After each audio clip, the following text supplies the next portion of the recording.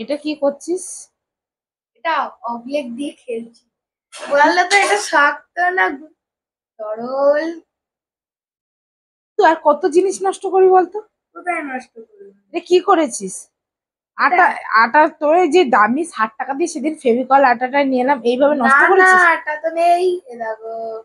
দেখি আহ!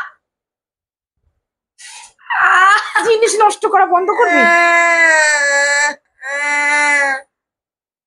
খালি জিনিস নষ্ট, খালি জিনিস নষ্ট করবে।